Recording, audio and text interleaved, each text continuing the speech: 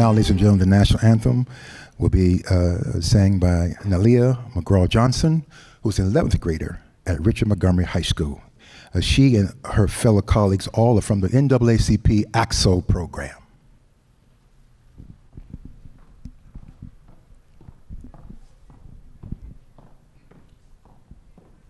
Hi, my name is Nalia McGraw-Johnson. I am a rising senior at Richard Montgomery High School, and today I'll be singing the national anthem.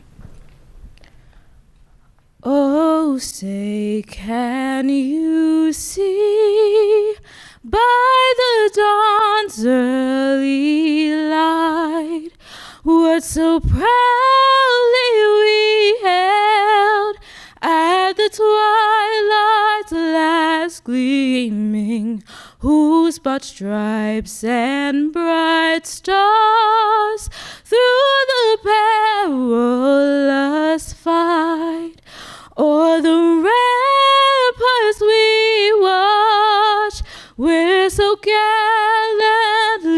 streaming, and the rockets regular, the bombs bursting in air, gave proof through the night that our flag was still there. Oh, say does that star-spangled banner yet wave o'er the land of the free and the home of the brave? Thank you.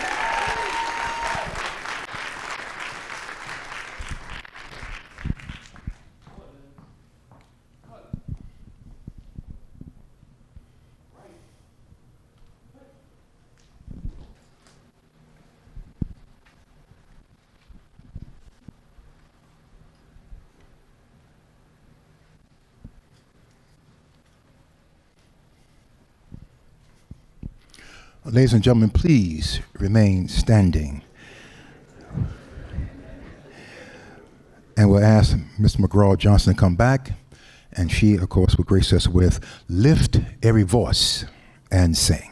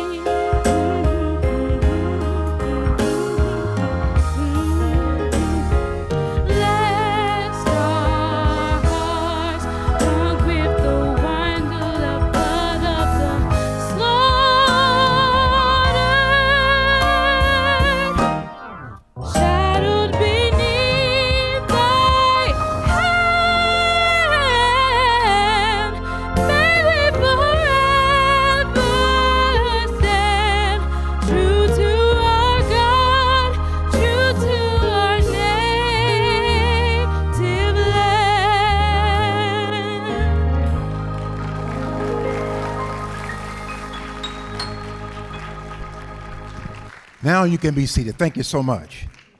But then as you are sitting down, Miss Nalia McGraw-Johnson, a person we've been looking at from time to come, from, again, we're so glad she's here, from Richard Montgomery High School. Well done, young lady. Well done indeed. I want to also thank Ben Stevenson's in the audience. I'm going to thank him again for his team of folks who came up and were our honor guard this evening from our Department of Correction and Rehabilitation. I want to thank those folks for stepping up. I really appreciate that. He's over there, I believe. So thank you so much, Director. Really appreciate your support. All right. So now we are at the part of our program where we're going to ask our illustrious county executive, Mark Elrich, to come up. He'll be joined by Councilmember Marilyn Balcom.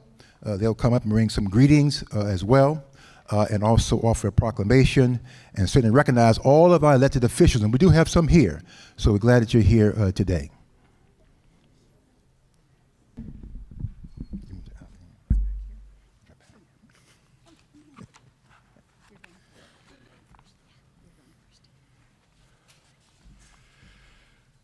So thank you all for being here tonight, and happy Juneteenth. And I want to be giving some awards, but I just want to talk about why we're here today. And I'm actually going to ad-lib Jim, and I want to give you a history lesson I used to give my 4th and 5th graders. So first of all, President Lincoln, on January 1st, 1863, issued the Emancipation Proclamation to end slavery in the states as a strategic act to rally the Union forces, also to keep the British from entering the war on the side of the South and allowing former slaves to enter the ranks of the Union Army. Sounds good. He didn't free a single slave in the states that were controlled by the Union. Not a single slave was freed. They were kept in slavery. He gave the South 6 months to return to the Union, and if they'd returned to the Union, slavery would not be abolished. That was the full part of the Emancipation Proclamation. The good part, historically, is the Southerners were too stubborn to recognize their last best bargain, and when they lost the war, they lost everything, and it's a great celebration. And I always think of the song, "The Night They Drove Old Dixie Down," and I think that is a great celebration of the victory of the North over the South, and I'm not shy about that. It marked a turning point in the war because it did keep the British out, and 2 years later, in April 9th, 1865, the Civil War ended, but it took months before federal troops reached Galveston, Texas, and freed the last black slaves. So for a lot of people, slavery was the end of slavery was the opening of a new era in the United States. And I was a school teacher, I taught 4th and 5th graders, and a lot of them didn't understand their economic status and why their lives seemed different than other people's lives. And there's always this creeping question, if you're all free, equal, and have had equal opportunities, what the heck happened? And so I used to ask my class, we'd sit down and I'd say, let's imagine this is the day slavery ended. And I would say to them, okay, where are you going to sleep tonight? You're going to sleep on the master's farm. Who's going to decide how much you pay to sleep on the master's farm? The master. You're going to wake up in the morning. You're going to want to eat. Who's going to feed you? The master. Who decides how much the meal costs? The master. Now you got to pay the master back. Who are you going to work for? The master. Who's going to decide how much you get paid? The master. This led to a system of debt peonage in which you never got paid more than the debts you were running up for the ability to stay on your former plantation and the ability to be fed and everything else. And then there's the political issue. So in southern states, and they'd have these polls, and the polls were more open back then, and it was a little more open voting than we have today. And masters would let it be known that if certain candidates were to win, people would be thrown off the farms. So you're in a situation where you could vote for a person you wanted to vote for. But if you vote for that person and they win, you no longer have a place to sleep, you don't have a job, and you don't have food to eat. That was freedom. And I'd ask my kids whether you thought that was freedom. And my kids, not being naive, not being dumb, understood full well that was not freedom. And that peonage persisted to almost around 1960. So the legacy was long, painful, and hard. It prevented generations from building wealth, generations from having opportunity, generations from getting educations, and generations being able to build the lives that other people were able to build here. And I know this sounds stunningly like critical race theory, and so be that too, because it's the truth. And until this country can deal with the truth, we're going to have a hell of a difficult time setting things right.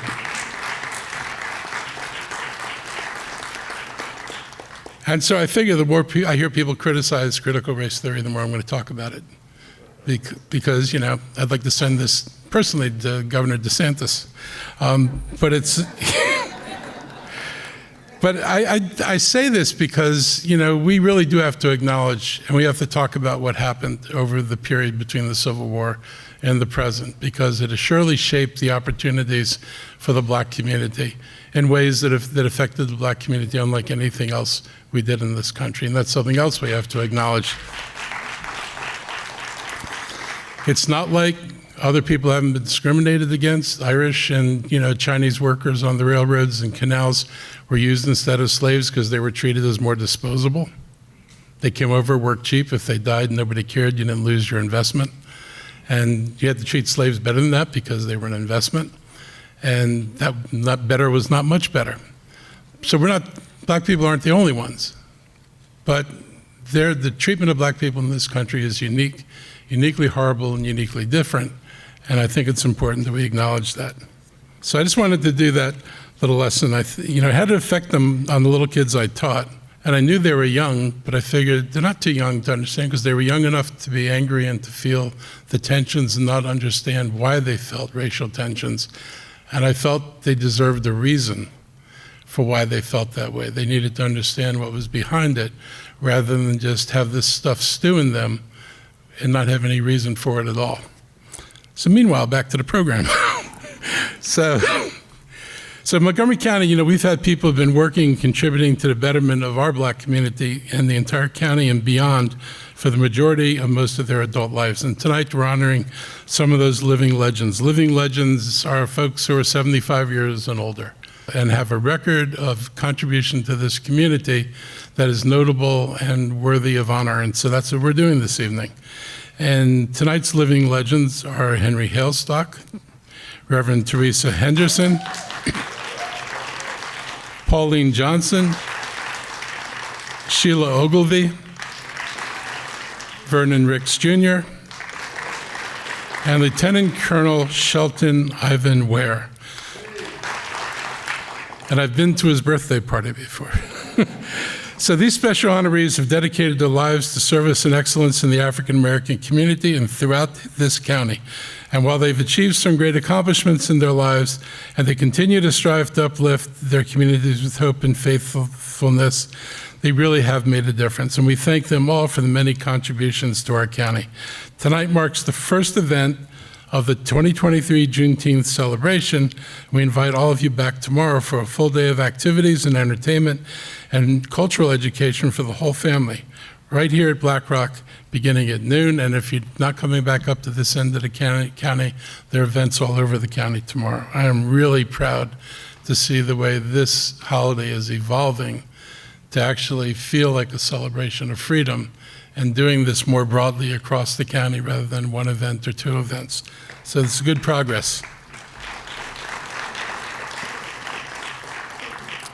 Tonight marks, like I said, the first event. I want to thank our Director of Human Rights, Jim Stowe, and staff, and the African American Health Program, the African American Advisory Group, and Twanda McFadden for putting together this great program and accepting my editing of what I was going to say. And I want to give a special thank you also to Katie Hecklinger and the team at Black Rock Center for the Arts for hosting and its partnership and for this and the entire Juneteenth celebration. So happy Juneteenth, everybody. Let's celebrate, but let's remember we got a lot to fight for and a lot to do. Thank you.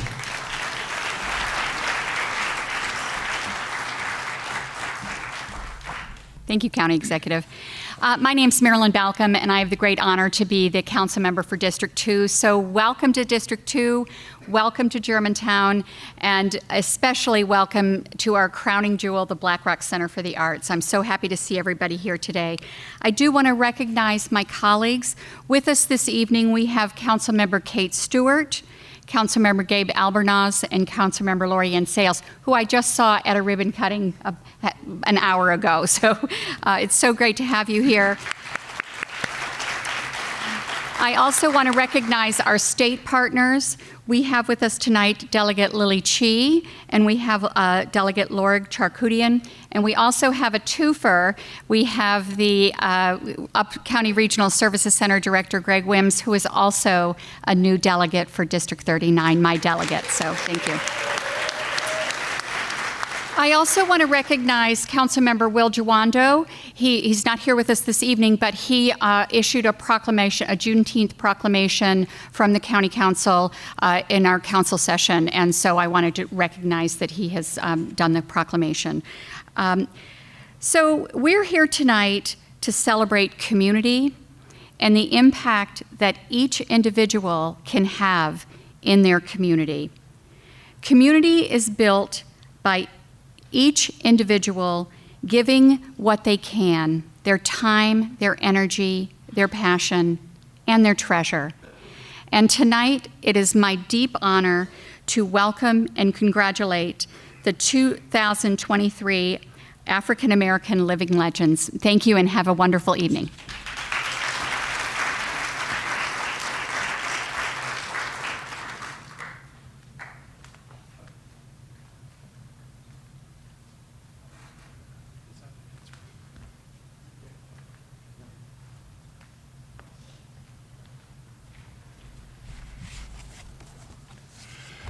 You recognize this, it's a proclamation. Proclamation of Montgomery County, Maryland, whereas in 1860, Montgomery County had a population of 18,322, including some 5,500 slaves and 1,500 free blacks. Maryland would remain a slaveholding state until the Maryland Constitution of 1864 outlawed slavery on November 1st, 1864. Whereas the Quakers in Montgomery County actively participated in securing the freedom of slaves and were the first to provide secret trails to the Underground Railroad and safe houses leading to Canada and freedom. And whereas Juneteenth is one of the number of Freedom Day celebrations commemorating the signing of the Emancipation Proclamation of 1863 and celebrates the notification of the last slaves in Galveston, Texas by General Gordon Granger on June 19, 1865, almost 2.5 years after President Lincoln signed the Emancipation Proclamation. Whereas Juneteenth has come to symbolize freedom for many African Americans, just as the 4th of July means freedom for all Americans, and whereas throughout our nation, Juneteenth is celebrated annually as a historical tribute to our country's African-American heritage and triumph of the human spirit over the cruelty of slavery, and whereas Montgomery County is proud to call this 26th countywide celebration to join states and local communities now celebrating Juneteenth as an official county holiday with our theme, Journey to Freedom, promoting and enhancing the unity and spiritual strength that brought African Americans out of slavery. And whereas, in the spirit of Juneteenth, we honor the lifelong contributions made by Henry Hailstock Jr., Reverend Teresa M. Henderson, Pauline G. Johnson, Esquire, Sheila G. Ogilvie, Vernon H. Ricks Jr., Lieutenant Colonel Shelton Ivan Ware, who have served to further the cause of social justice, inclusion, and a more harmonious Montgomery County. Now therefore do we, Mark Elwich's County Executive, hereby proclaim June 16th, 2023 as African American Living Legends Day and June 17th, 2023 as Juneteenth Celebration Day in Montgomery County. We encourage all residents to observe the 157th anniversary of this historic day, signed the 16th of June, 2023 by me.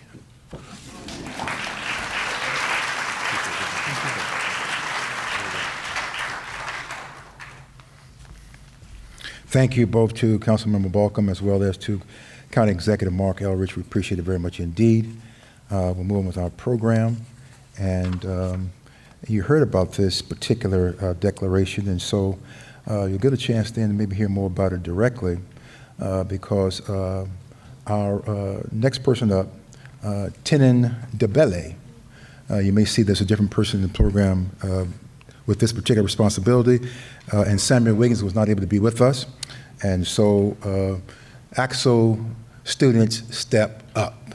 And so we have then Tanan Dembele, who's going to step up for us tonight and read this, again, General Proclamation Order Number 3. Tanan Donovan O'Harrington. Donovan Holt Harrington. Did I get that right, Donovan? Now let's do it again. Thank you. Come on, Donovan. Good evening. The General Proclamation of June 19, 1865 states, "The people of Texas are informed that in accordance with the proclamation from the Executive of the United States, all slaves are free. This involves the absolute equality of rights and rights of property between former masters and slaves. And the connection heretofore existing between them becomes that between employer and free laborer. They are advised to remain at their present homes and work for wages.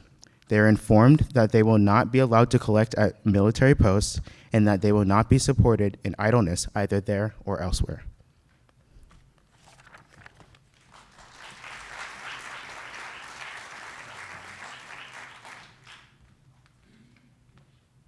All right. We now are going to be graced with a musical selection again from our AXO students. We're very, very pleased to have Joseph Cecil. He's a freshman at Seneca Valley High School, and his selection is entitled Waltz in A-flat Major, OP 42. Wow, okay. And the composer is Frederick Chopin. So again, let's bring out again Joseph Cecil.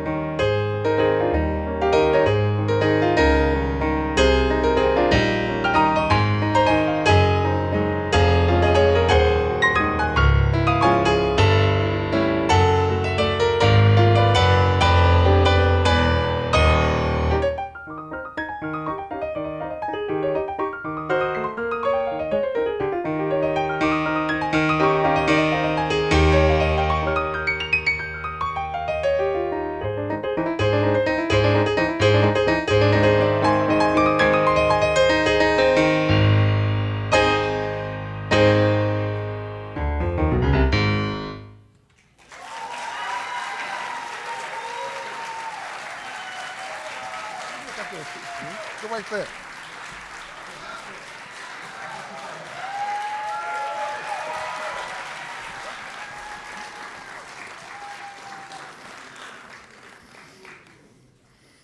Don't tell me we don't do classy things here in Montgomery County. Oh my, oh my. Wonderful, wonderful, wonderful. A freshman, y'all, a freshman. Wow, that's great stuff. I want my colleague to come up now. We'll sort of go out a little bit out of order in terms of our agenda just for a quick second because I want to bring him up and I actually missed him on the program, but I want him to come up and Dr. Akenta Myers, he's with the African American Health Program. And I want him sort of just to summarize by way of a statement about kind of why we're here as well. And so again, Dr. Myers, come on up please and share with us. Thank you so much.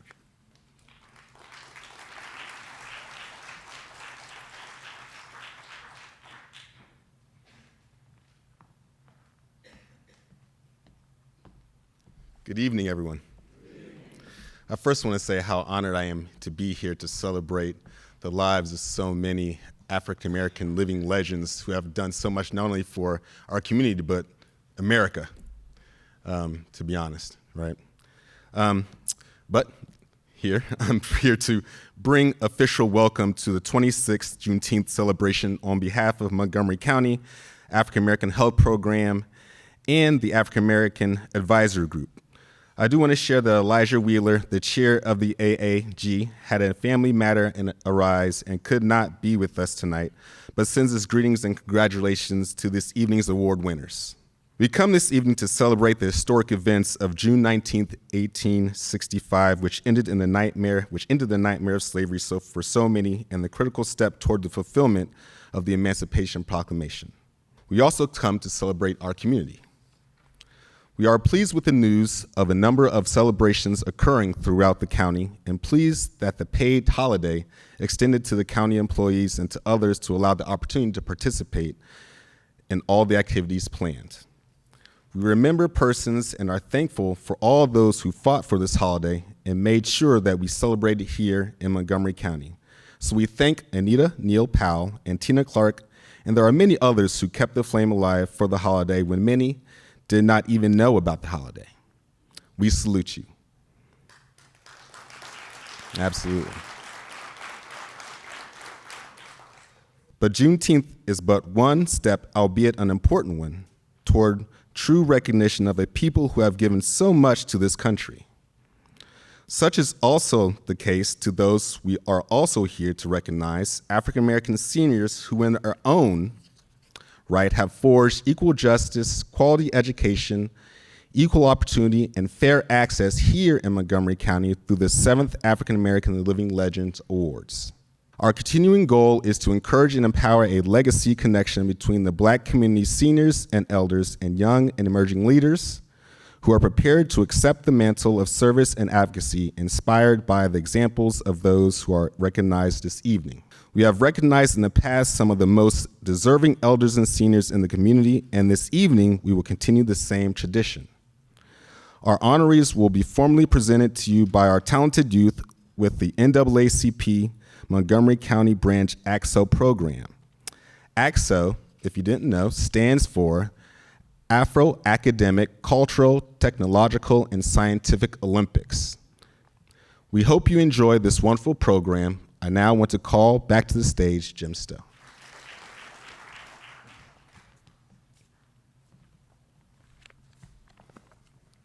All right. Now, this young lady has just been making noise for several years now with her marvelous prose, dynamic, piercing, convicting poetry. And so now with the spoken word, I'm so glad to bring back to you one of our returning ACSO members. Again, I'm just so proud of her as she ascends then to a senior at Northwest High School, Tenen Dembele. And her words are songs of freedom. Songs of freedom. Tenen.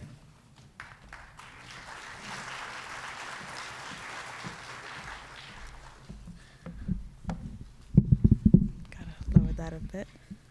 Okay. Good evening. So, as Mr. Stowe just said, my name is Tenin Dembele, and I like to call myself a poet, Poete, with 2 E's because I use my poetry to educate and empower. The piece that I will be performing for you tonight is titled Songs of Freedom, and I hope you enjoy. Freedom is not simply a word we say with our tongues, the sound of shattered shackles or the scent that rises with the smoke as flames engulf the whips. Oh, how sweet the smell. Oh, how breathtaking the sight of a land that embraces individuality and everyone is free to just be, respectfully and authentically. Every day we make steps towards this destination of a free equal nation. At times it feels as though as we march, the load gets lighter and our future brighter. Other times, it's as though a pound of brick has been replaced by the deception of a pound of feathers, and we're expected to smile and say thanks. We walk and we march down the crooked road littered with the glass of shattered reflections to the golden sign perched upon a hill that never seems to get any closer. We say we seek equality and freedom, but my people, you have forgotten. Harriet Tubman did not run away to be free. Malcolm X and Dr. King did not speak up for freedom, for they were already free. And their freedom is what led them to fight for change. Maya Angelou once said, "I know why caged birds sing." I finally do too. My people, here is the truth.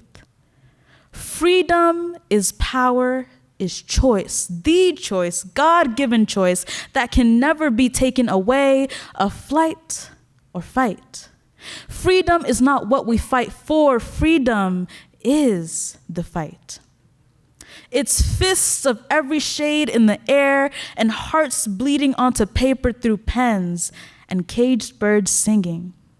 It is the blood, sweat, tears, and blisters. Freedom is our power. And my people, I know you are tired of always being second-guessed, of being treated as worthless and poor while others like to wear your shoes as fashion, but never truly pay the expensive price as you have. There's calluses on your feet, dirt caked on your face, and scars in your heart, and you just want to rest. The road has been excruciatingly long. Taking a moment to rest is okay, but stopping altogether will not make the road any shorter.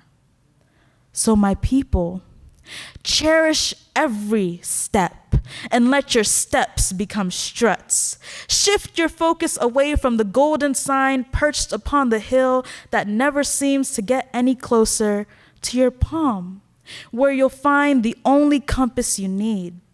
Let your heart be a metronome that beats approximately 100,000 times a day, urging you to sing, sing, and let it ring, my people. Let each beat be a reminder of your freedom. Let each beat say that in order to beat the odds, every day will be a fight. Thank you.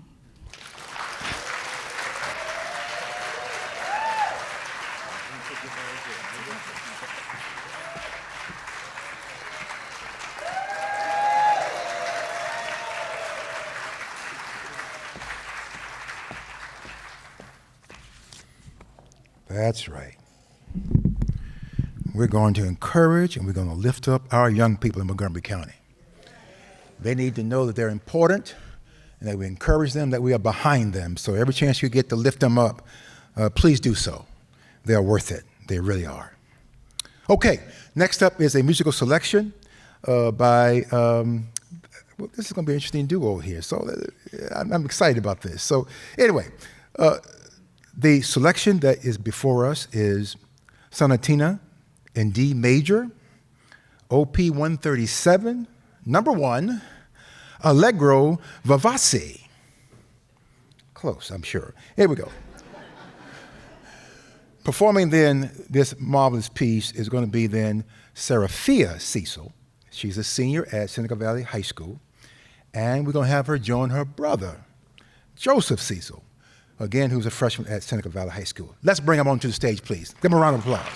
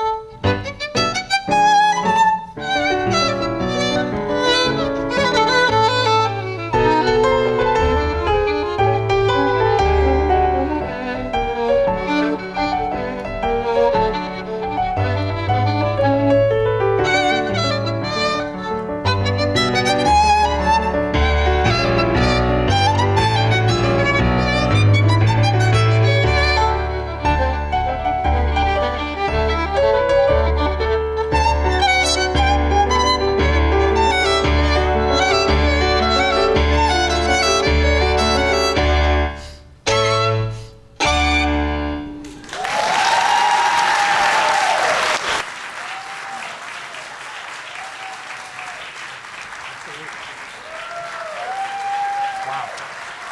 Wonderful. Now, you know what? I know we can do better than that. Wasn't that not wonderful? Wonderful.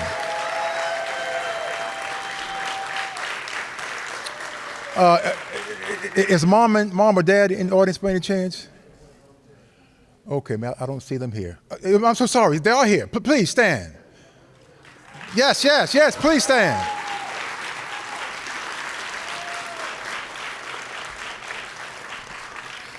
Now, I know there must not be no video games going on in your home. Amen. Very good. Very good indeed. Wonderful, wonderful, wonderful. The Cecil family. Good stuff, y'all. Good stuff. All right. We now have come to the heart and the core of why we're here this evening. And I'm so delighted to be a part of this wonderful evening as we recognize the 5 persons who are here today, and Lieutenant Colonel Ware. As you maybe don't know this, but Lieutenant Colonel Shelton, in parentheses, Ivan Ware, just turned 100 in February. Yes.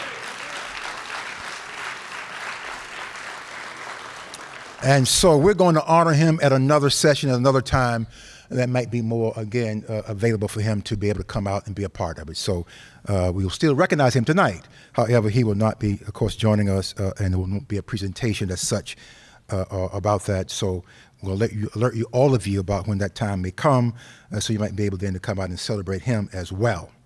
So those persons who are here, we are asking then our AXO students to take part in this, to, as Dr. Myers talked about, trying to kind of bridge the gap between, again, those of us who are a little bit more seasoned and those who are yet to experience many of the things that we already have experienced. It's a gap and a chasm that I think we need to fill. And so this is one way that we're able then to do this. And so we are ready to celebrate then our first award recipient, and Seraphia is going to come out again and recognize this award winner by way of introduction. And once we introduce him or her, we'll have then a special video presentation that, in fact, our awardees have, in fact, been a part of themselves. So they will tell their own story about their life and the things that are important to them. So we'll then invite then the person to come up, then be able to then receive his or her award. I'm going to ask then Councilmember Balcom, as well as County Executive Elrich, to come up and be a part of that actual ceremony when it happens, okay? That's how we're going to proceed. So without any further ado, Seraphia Cecil will introduce our first African-American Living Legend Award recipient.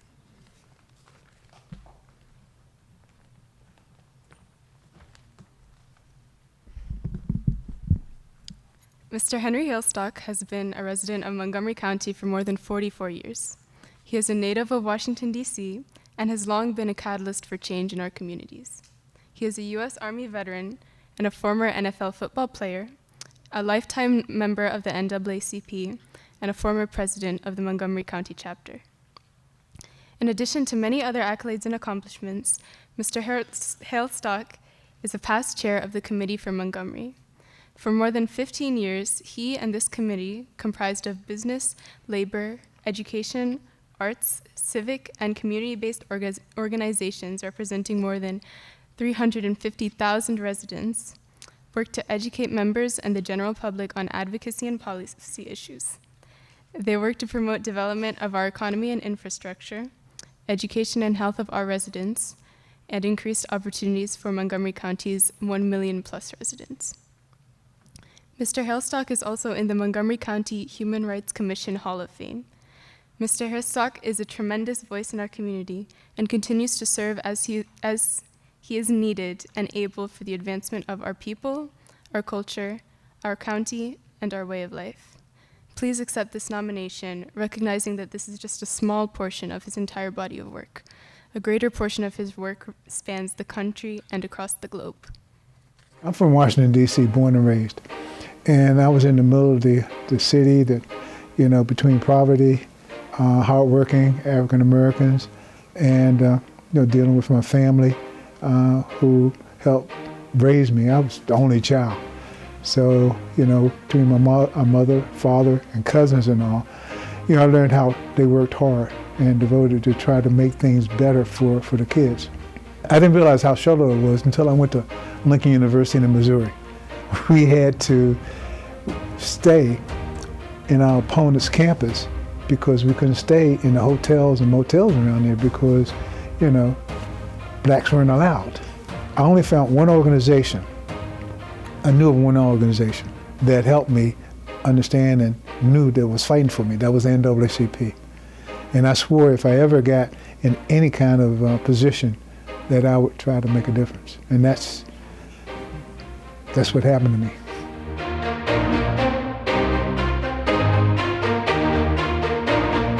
When I got into middle school, I found athletics, and I learned teamwork.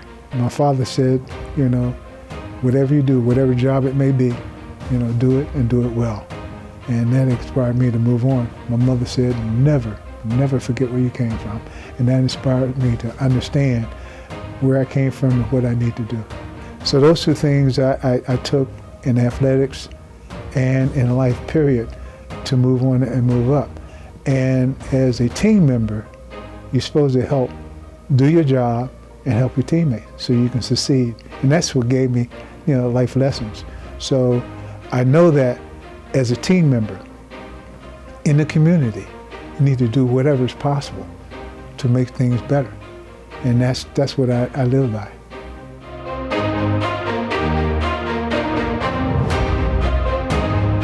Family and community, I would say, is inspirational and resources.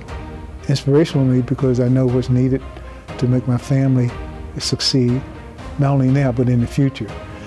For my community, the same thing, to succeed whatever now and in the future. And we all can do a part to make things work and make things work well. So no matter what that may be. So that's what drives me and motivates me, and those are the words I would use.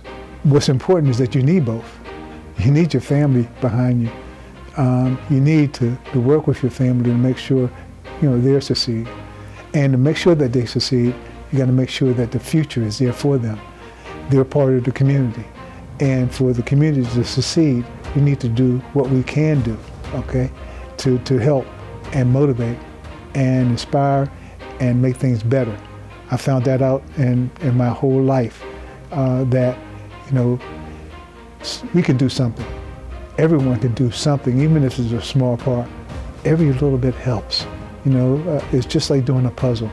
You put a piece here, a piece there, and all of a sudden, the puzzle is solved. The same thing.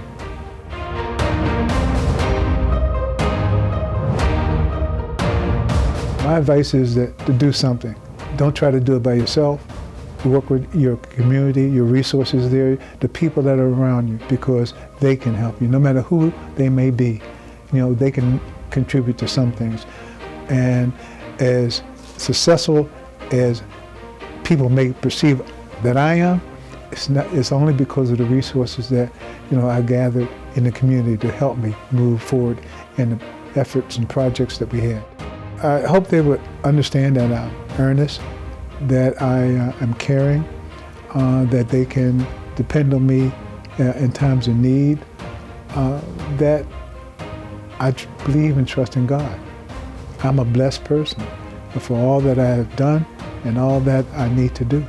He gave me the strength, He gave me the knowledge, He gave me the wisdom to do what I needed to do. But I didn't do it alone. He gave me the resources in the community to help me do it. And there's so many people that I can name that helped me in doing that, but I'm just blessed.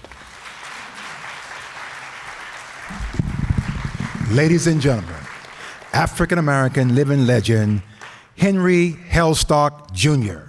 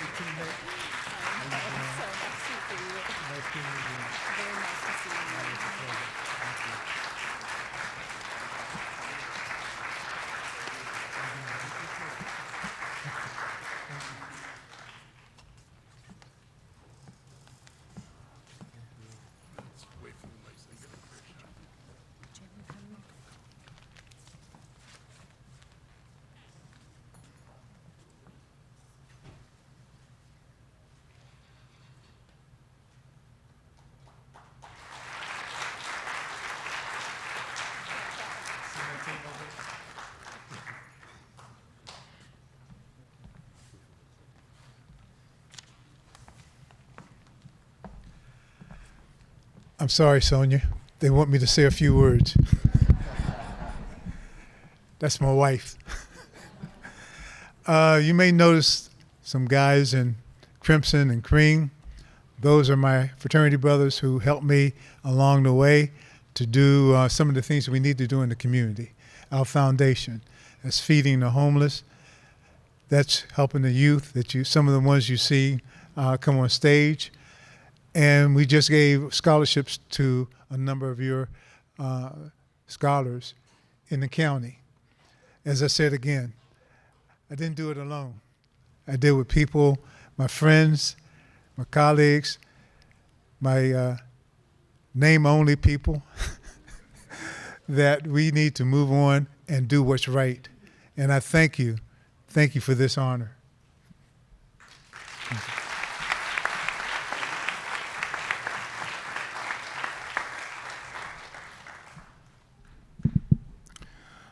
Our next presentation is by Nalia McGraw-Johnson, and she will again bring to the stage and present to you our next African American Living Legend awardee.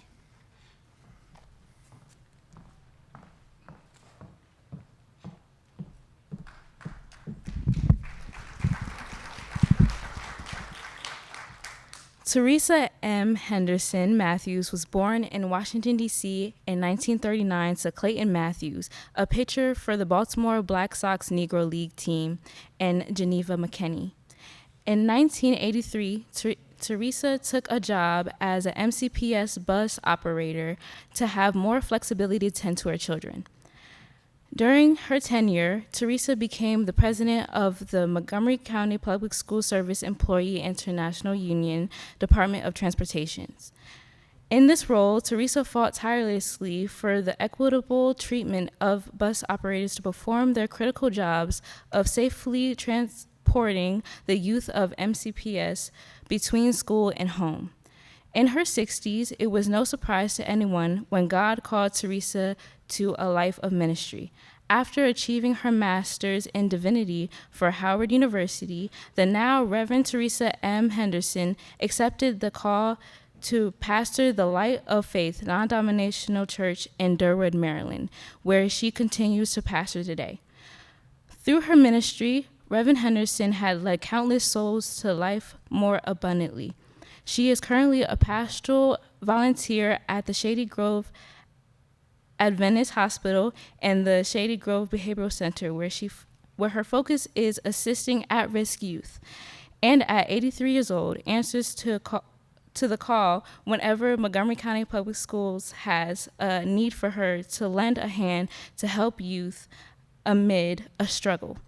Anyone who has had the honor to cross paths with Reverend Teresa M. Henderson can attest to her unconditional love and charitable giving to others. Although she will tell you that her award awaits her in heaven, it is also true that her work on earth is worthy of the 2023 African American Living Legends Awards. I've had struggles through life. I have 6 children. I've given my life completely to God, but it's so hard as you get older to continue to do the things that you want to do and you used to do and so forth. So if I sit down, I'm not sure if I'll get up. So I continue to do things to help others. God said give, and it should give it back to you. Multiply. So that's my motivation, to continue to do things so I won't get stagnant. there would be no point in living if I was stagnant and just wanted to stop here. Oh, I've got a long ways down. A long ways. 83 does not buckle me down. It's not tie me down. I'm going to, the Bible says that we're living in this New Testament much longer than we used to. So I'm on my mission.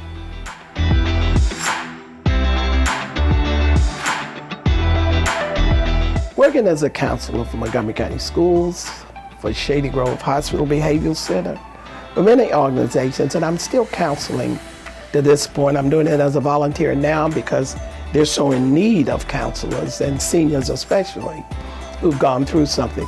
But doing that, seeing others struggle in life, it somehow makes you stronger. Can't even explain the joy it gives me to help others. So that's how I get through. I get up every morning knowing that there's somebody out there who needs me. And that's how I get through mine.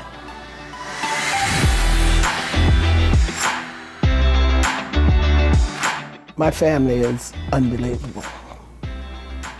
I have one deceased daughter, but she's always with me. And the other 5 are wonderful children. I have a daughter who's a councilwoman. I have a daughter who's a teacher. I have a daughter who's a Montgomery County administrator there who works with, because my boys, one was just here, he's a retired sheriff last year for many years. And the other one just had a motorcycle accident, but he's very well. So he worked for Hughes Network for many years. So I'm blessed. I am so blessed. My kids are all self-supported. I live in Durwood. I live in Mill Creek Town. I have a lot of my neighbors are older like I am, and they're moving away, but we have always been a close community, a very well-kept community, and there's nothing I can say but awesome.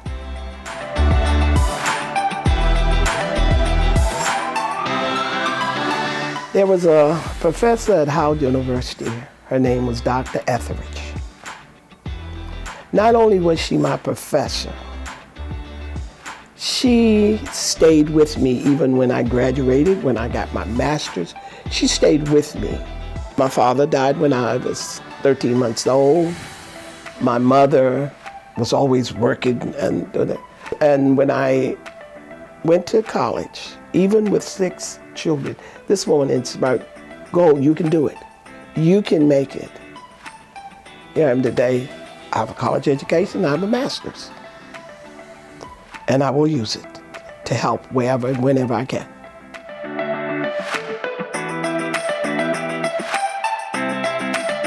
Do not let the things of the world consume you.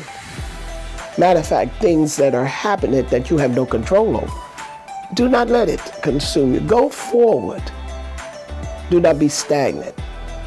Push on even when you don't feel like it. And then turn your life over to Christ. I can only sum it up by saying she's a woman of God. God is my refuge. He's my help. And that's the best I can tell her. Family woman and a woman of God. That's it.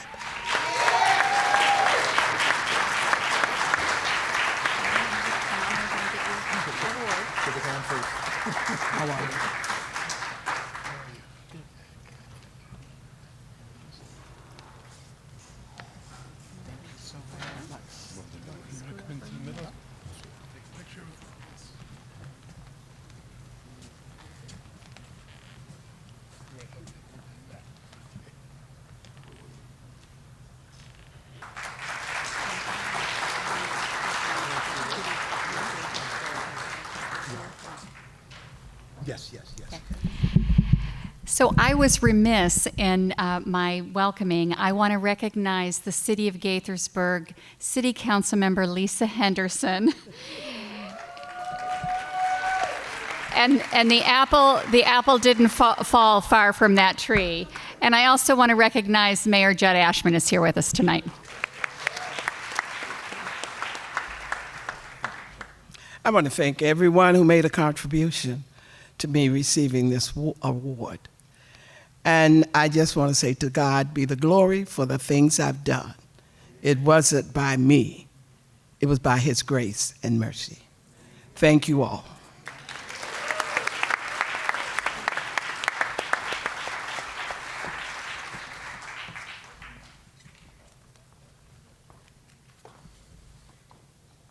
Next, we have Sophia Blucker. She's a junior at James Herbert Blake High School, and she will come out and present our next African American Living Legend awardee.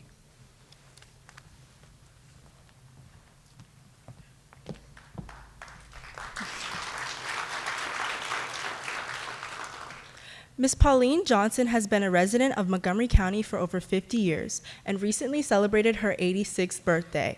She is being nominated for a Living Legend because of her continuous service in areas, voter registration, and civic engagement. She has registered hundreds of Montgomery County voters as a volunteer registrar for the last 25 years. She has organized registrar trainings for over 100 volunteers. She knows the significance of exercising one's right to vote and spreads her passion through the community. You can find her at Wheaton Library or other community events sitting at the voter registration table. She works closely with the Montgomery County Board of Elections to prepare registrars and keep citizens aware of voting locations and dates. Ms. Johnson worked as an attorney for the U.S. Agency for International Development from September 1973 until retirement in May 2002. During her employment, she traveled to Guatemala, Costa Rica, Panama, Barbados, Kenya, Ethiopia, Eritrea, Burundi, Tanzania, Senegal, Democratic Republic of Congo, and Gambia. She was posted to Kenya from September 1997 to March 2002, serving as the director of the legal office for the USAID's regional office, and she was blessed to survive the U.S. Embassy bombing in 1998. Ms. Johnson was a member of the leadership Montgomery class of 1993, and thereafter served on its board of directors from 1993 to 1996. She was a member of the inaugural senior leadership Montgomery County class of 2002. Ms. Johnson is a graduate of California State University, Los Angeles, and a graduate of the UCLA School of Law. Ms. Johnson's commitment to her community is evidenced by her continuous work to engage and educate citizens of Montgomery County. She has always appreciated the right to vote and shares this passion with others as she registers new voters and keeps the community cognizant of the issues and concerns of the county. Through her advocacy, she has greatly contributed to the betterment of Montgomery County. I am a person that came along at a certain time in history, and I have tried to be a person that gives to the community because the community gives to me, and I try not to be in debt to the community. So I do my best to, as Maya Angelou says, pay my rent while I'm here.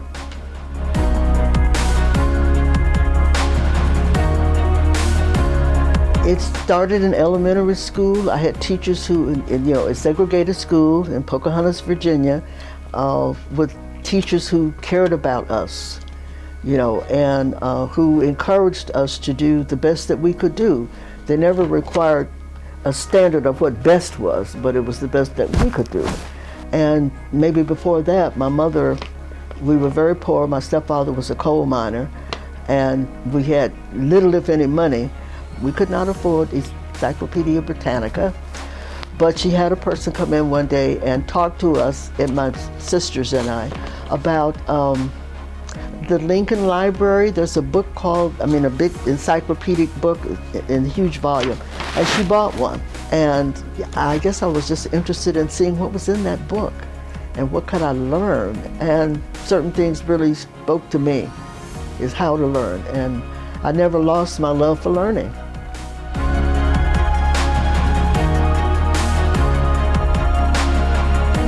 I guess I believe in trying to bloom wherever I'm planted and trying to leave whatever I'm leaving in better condition than what I found it in, or at least no worse condition than I found it in. That's just how I work in life. I just want to make things better. And I get a great joy out of helping people, out of associating with people and talking to people and seeing what they're all about. That's where I guess the voter registration part that I've done so much of. I enjoy finding out what people's status is. And I enjoy trying to help them navigate the political system as best they can. And where do you start it? By voting. I was doing voter registration in downtown Silver Spring at one of the festivals one year. And as I say, when people walk by, I asked them, are you registered to vote? May I register you to vote? And this young man said, well, no, I can't register to vote. And I was quite taken aback because I couldn't imagine, he seemed to have been over 18 years old, and I couldn't imagine why. And he told me, because I'm a felon, I'm an ex-felon. I couldn't imagine not being able to vote because you had served time in prison. And when you look at the statistics, then, you see that maybe there are some things behind the serving in prison. How did you get to that point where you got to prison? And I haven't figured out how to get back to where I would think a person would want to be as a contributing citizen. Primarily, I would like to participate in programs that provide an outreach to former felons and learn how to help them see a different path for themselves and to point them to resources that may help them along the way. I believe that they have at least as much as I have in terms of resources to give, human resources to give. I just believe they have it, and it's just a matter of finding out how to plug myself into what that is so that I can get them to plug themselves into where they are and how they can make their lives more fulfilling for them.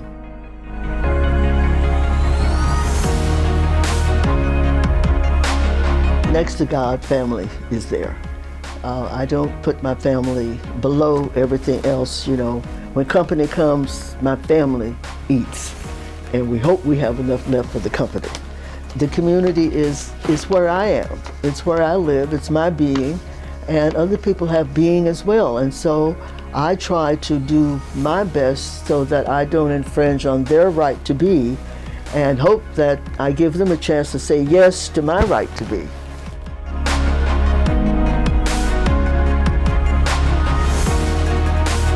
Explore what's out there. Don't set yourself into a corner where you are unto yourself. Reach out, be willing to take a risk that people may reject you, they may not like you, they may discriminate against you, but always be willing to give people a chance to say yes to you, a chance to say yes to life. I'd like them to say that she is positive, that she's hopeful, that she's an encourager, that she wants to help them achieve their greatest potential, and that she hopes that they will look to the community to find themselves and to assert themselves and to make this world a better place. Ladies and gentlemen, African American Living Legend Award winner, Pauline G. Johnson, Esquire. Come on.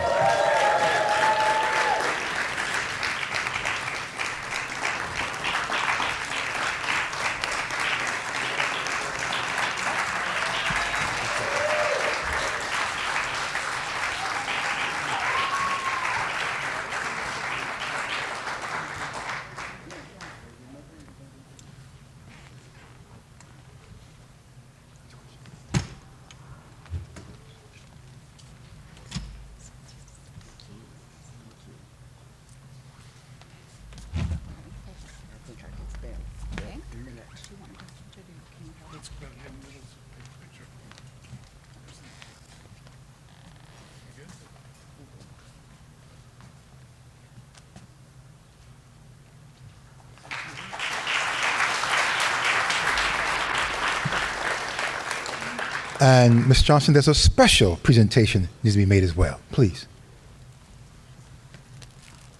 Thank you for the opportunity to speak. Congratulations, Pauline. I'm Michelle McNeil-Gill. I'm the president of Alpha Kappa Alpha Sorority Theta Omega Omega chapter, of which Pauline is a member. We're so proud of you and just want to present these beautiful pink tea roses to you. This is our symbol. And I'd like to ask our other chapter members to stand as we salute Pauline, our member Pauline.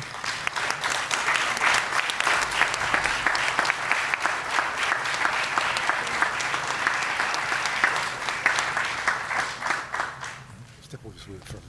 Get this microphone a little bit further. A little bit further. A little bit further. Yes, yeah, the microphone. There we go.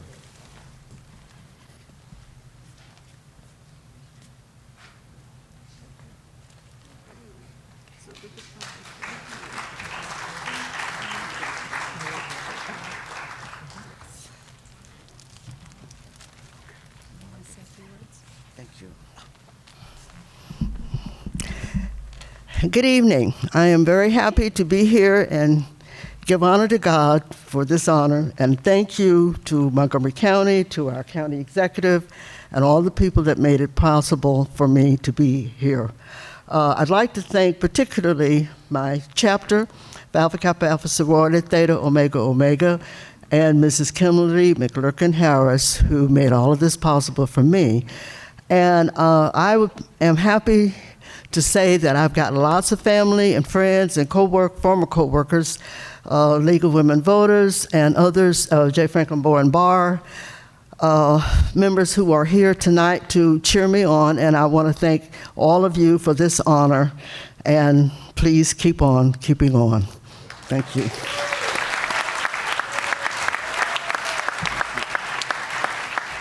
Want me to take that down with that thing down with you?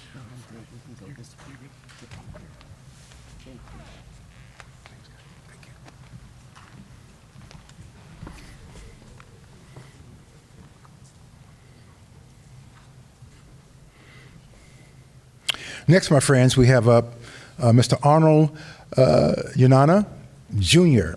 He's a senior at Winston Churchill High School, another one of our members of our AXO program. He will bring up our next African American Living Legend awardee.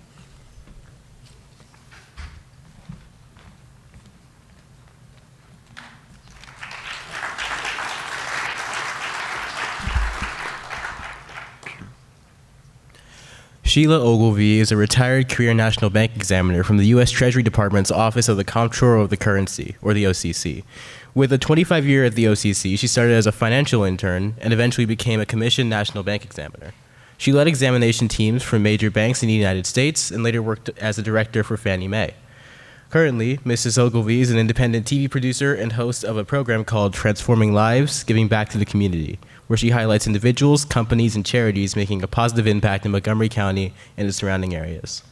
She has produced and hosted over 40 episodes of the show and has been involved in various community initiatives, including covering the United State of Women Summit and co-producing the Montgomery County's Parade of Scholarships. In addition to her professional endeavors, Mrs. Ogilvie is actively involved in volunteer work and community service. She is a charter member and past president of the Potomac Valley Alumni chapter of Delta Sigma Theta Sorority Incorporated, and has held leadership positions at national, regional, state, and local levels. Mrs. Ogilvie has contributed to organizations like the National Capital Area Alzheimer's Association, the Marriott Foundation's Bridges from School to Work program, and the March of Dimes. She is a lifetime member of the NAACP and the National Council of Negro Women and has affiliations with various other community-oriented groups. Furthermore, Sheila has entrepreneurial experience, having owned and operated Ogilvie Transportation Services for over 20 years, receiving recognition for community service along the way. Sheila Ogilvie resides in Silver Spring with her husband and has 2 adult children. Thank you. Who is Sheila Ogilvie? Well, I'm a Jersey girl. I am a mother, a wife, a grandmother, an entrepreneur, a community organizer. And I really believe, based on my experience in growing up and being a first-generation college student, that to whom much is given, much is required. And that's why I continue to serve in Montgomery County.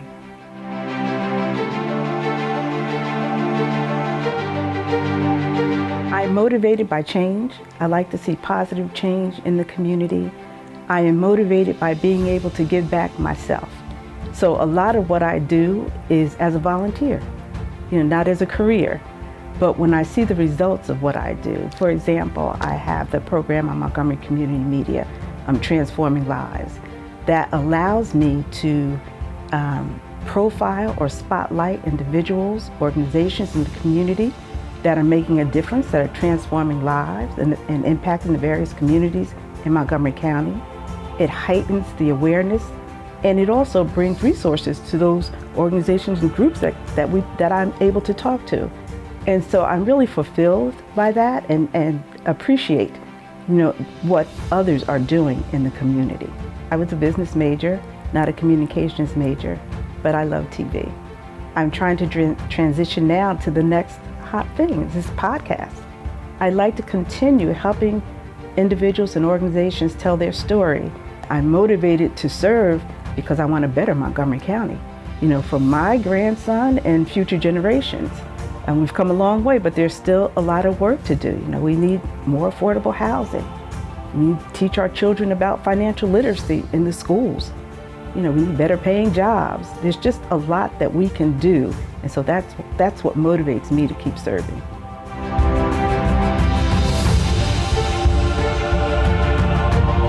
There are a number of life lessons. I believe you have to treat people the way you like to be treated. That's one. I believe that we need to learn from our experiences and learn from the past. And some ways of doing that is by tracking or looking at the history of our families, of the churches, of the various communities in Montgomery County, and try to leverage from what we see.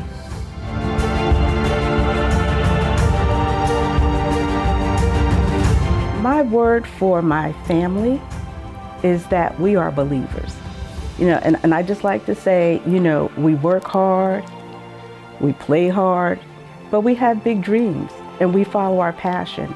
And an example of that is my husband and I, we formed a transportation company. We knew very little about transportation, but we knew we wanted a company. We wanted to be entrepreneurs, we wanted a business. We did our research, we built alliances, we went to conferences at trade associations and established relationships to the point where we were able to start and operate a business. And eventually we left our career jobs and became full-time entrepreneurs. But that's because we believed that we could do it. And of course we had a plan. And I think my children view life the same way. One word that I would give our community is giving back. I think about the George B. Thomas Learning Academy, the Saturday school program that they've had, I don't know how many years, but I know that they provide services for youth in 11 or 12 centers. Every week, they serve thousands of Montgomery County youth through that program. I think of the NAACP AXO program and the Montgomery County chapters of the Society Incorporated and what they do to support youth in the arts. And I think of organizations that I'm involved in, like the Tucson River chapter of the Lynx. We mentor young girls. So, I think that the community giving back is making all the difference for our kids.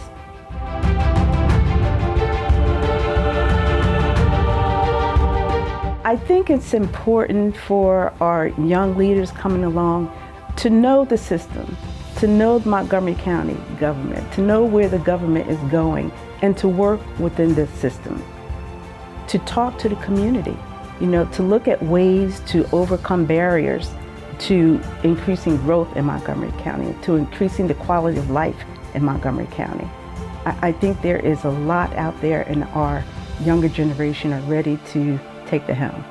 I would like for them to be able to say that she is a hard worker, she exceeds expectation, she's loyal, she leads by example, and she continues to serve. She enjoys serving others. Ladies and gentlemen, please welcome Sheila G. Ogilvie, our next African American Living Legend Award winner.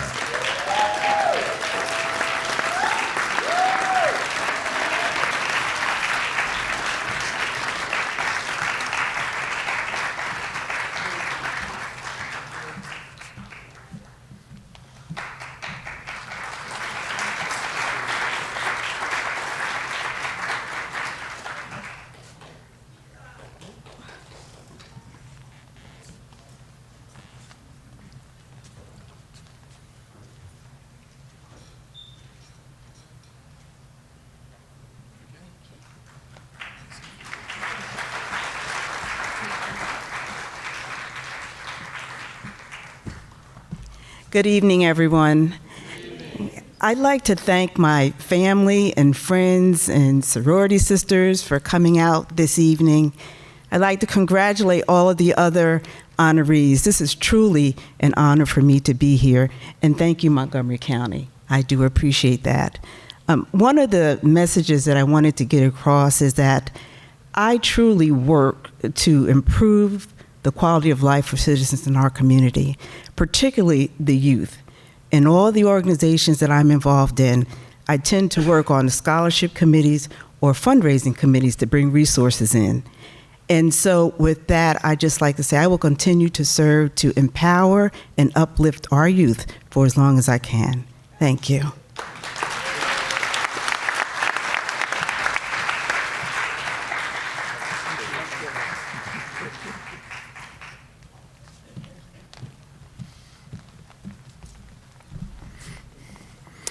Ladies and gentlemen, we have coming up next Tinnen Dembele, who will be offering up our next African American living legend honoree.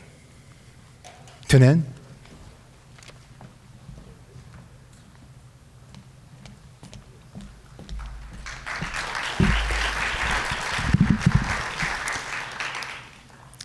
Vernon H. Ricks Jr., a third-generation Washingtonian, attended the D.C. public schools and was a member of the first class to integrate and graduate from the McKinley Technical High School. After receiving an honorable discharge from the Air Force, he was hired by the Xerox Corporation, where he retired after 33 years. While serving as a manager with the Xerox Corporation, Vernon became active in his community and was elected as the first African American to hold a municipal office in Montgomery County, Maryland, as councilman and mayor pro tem of the city from 1972 through 1982. During his public service, Vernon served on the National League of Cities, Board of Directors, and the Maryland Municipal League Board.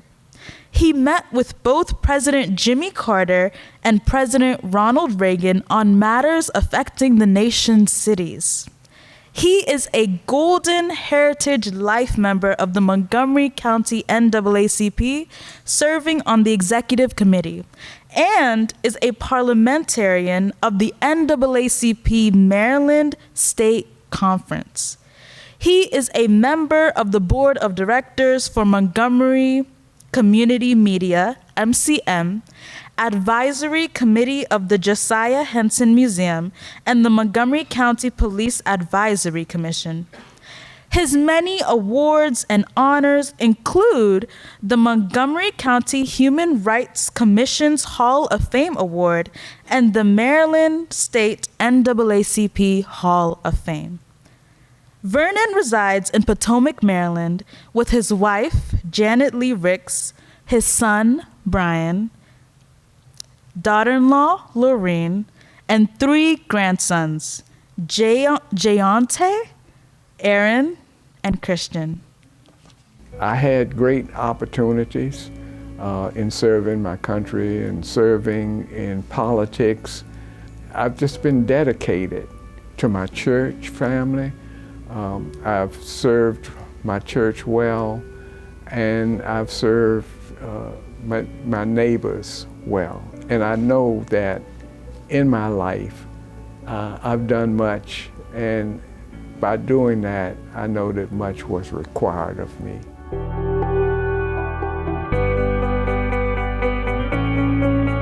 I grew up in a segregated Washington, D.C., the nation's capital, and went to segregated schools, and was in that first classes to integrate after the '54 decision. When they integrated, they sent me to McKinley Tech High School in D.C., which was the white school before integration. At the black school, we only had like 1 or 2 basketballs, and so all of the guys would play, we played half court so that we could have, enough places to play.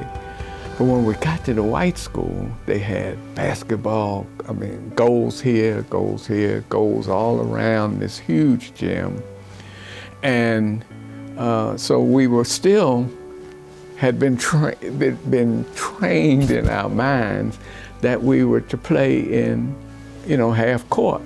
The teacher came up and said, well, why are you guys playing around the one goal?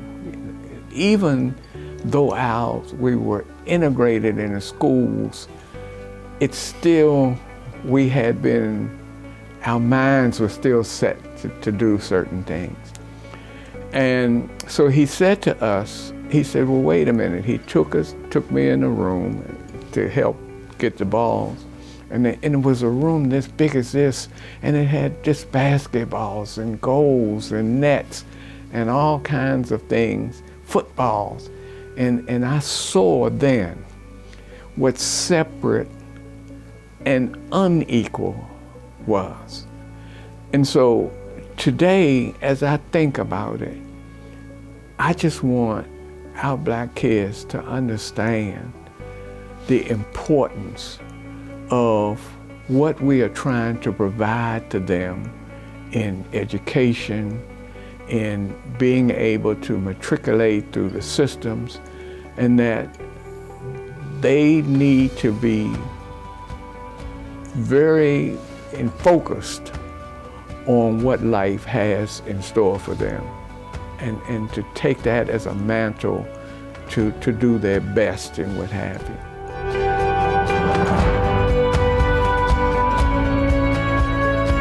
When I moved into Tacoma Park in 1968, I had invested in a property. There was a newspaper article that said that with the influx of blacks, and back then they called them hippies too, that the community was going down. I went to the council meeting and I said, oh, no, we are not a problem in this community. We are here to invest just as everyone else is. And I just felt I needed to be a part of it.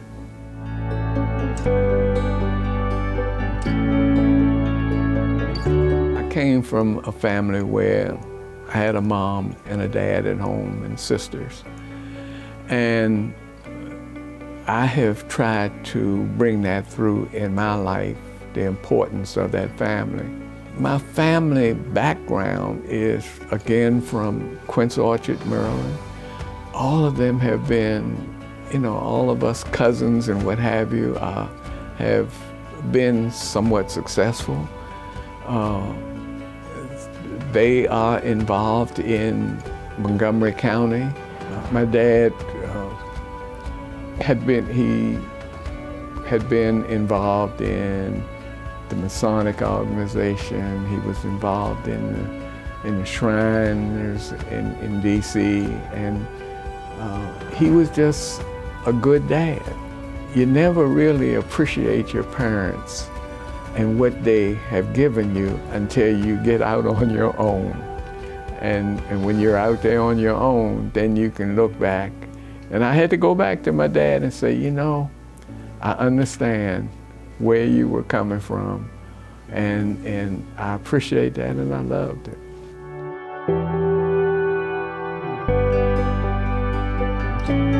In my 84 years, I think I've done a lot. I'm not resting on my laurels. Those things that I have achieved, the awards in life that I've gotten, I all appreciate them, but I still know that there are those who need to be lifted in our community.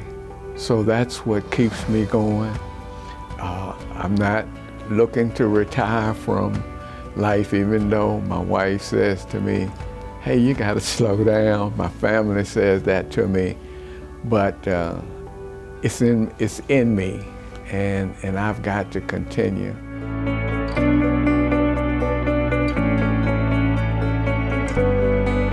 There were a lot of people who came before us who suffered, who did not have the same opportunities. And my advice to the new and upcoming community is to keep that in mind, that you didn't get here alone, and that you have that obligation as leadership and as leaders to continue the greatness that those who came before me and in my generation are passing on to you. I want them to say that he's a person of character. He is a person of dedication. He's a person of commitment, and that he has done well in keeping those goals and objectives in all that he has done in his life and will continue to do as he moves on in life. All right, ladies and gentlemen, please bring up our next African-American living legend. He is here, and let's bring him up right now, Vernon H. Hicks, Jr.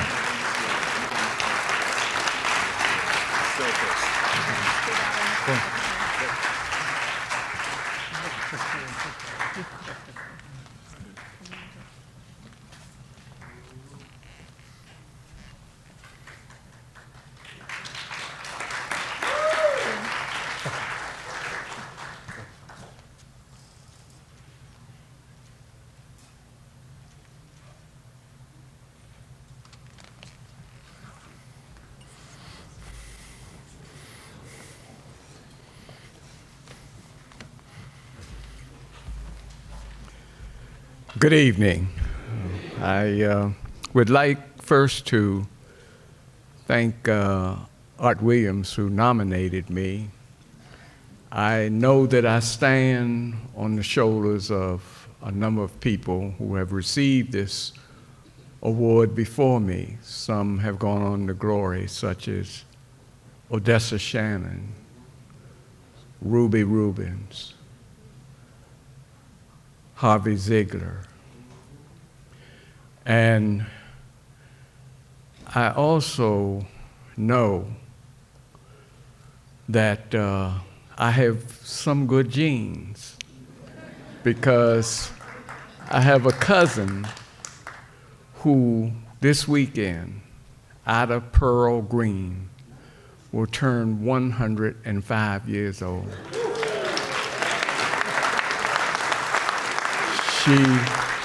She received this award last year, and she is the pillow of the Quince Orchard community and of our Ricks Green family. And so I feel blessed to have my family here, and all of you who have supported me through the years. And so thank you, and again, I feel blessed. Thank you.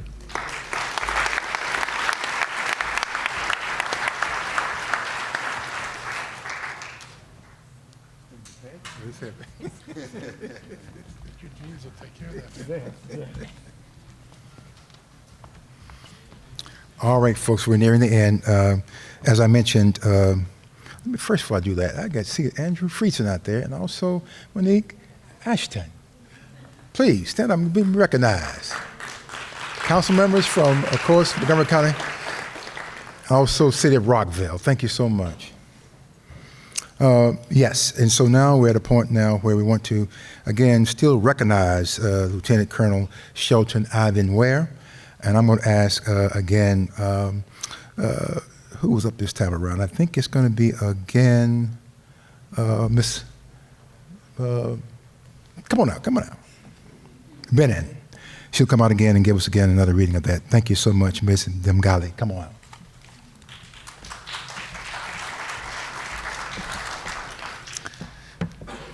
Hello again. Retired Air Force Lieutenant Colonel Shelton Yvonne Ware is an original Tuskegee airman and resident of Montgomery County. Like those airmen, he brings dignity and grace to the community.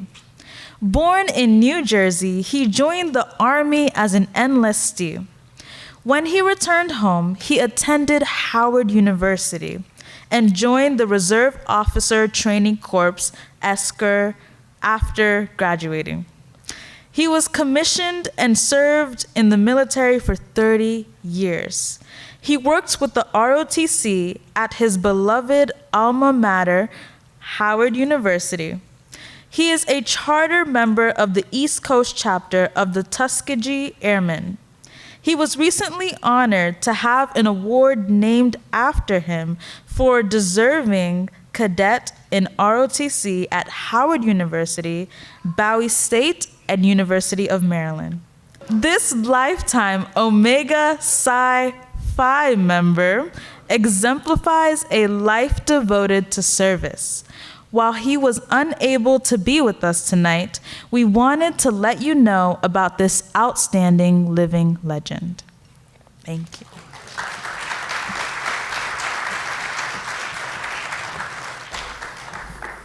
Thank you, Ted, very, very much for that. Really appreciate that indeed. And we will be again recognizing Lieutenant Ware. I'm sorry, actually, I want to say Lieutenant Colonel Ware in a future program.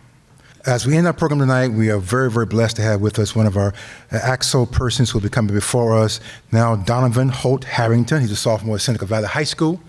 And he is going to do 5 bagatelles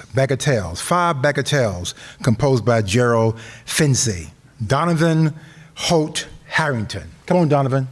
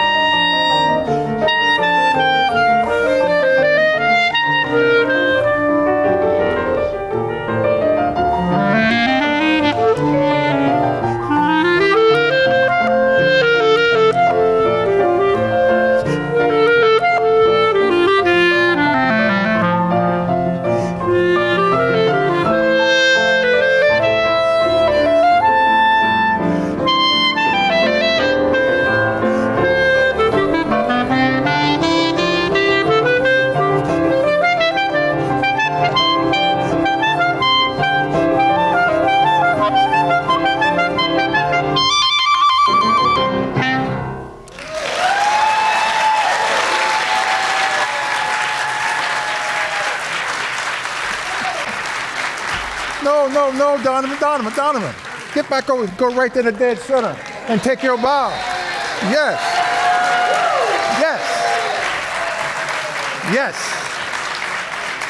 Outstanding, my brother, outstanding.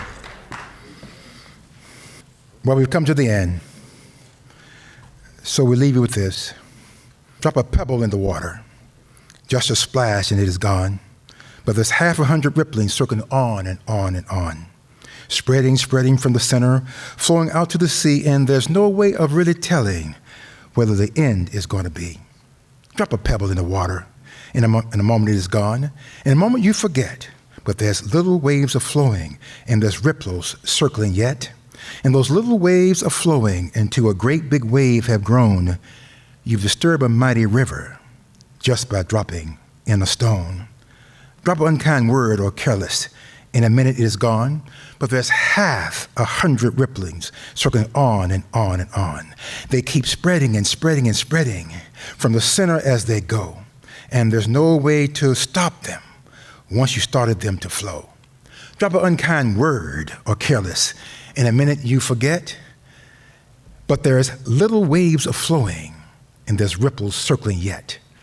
And perhaps in some sad heart, a mighty wave of tears you've stirred, and disturbed but life was happy ere you dropped that unkind word.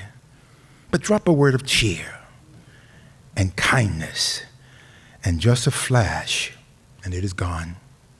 But there's 100 rippling circles circling on and on and on, bearing hope and joy and comfort in each splashing and dashing wave, till you wouldn't believe the volume of the one kind word you gave. So drop a word of cheer and kindness. In a minute you forget, but there is gladness still a swelling, and there's joy a circling yet.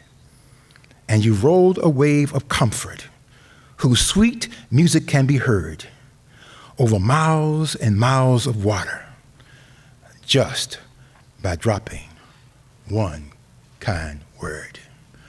To all of our awardees, thank you for dropping into all of us kind words of encouragement, faith, and uplift. And there are ripples rippling on and on and on because of you. Ladies and gentlemen, let's again salute all of our African American Living Legends Award winners tonight. Please stand up and be recognized, everybody. Let's give them a big round of applause.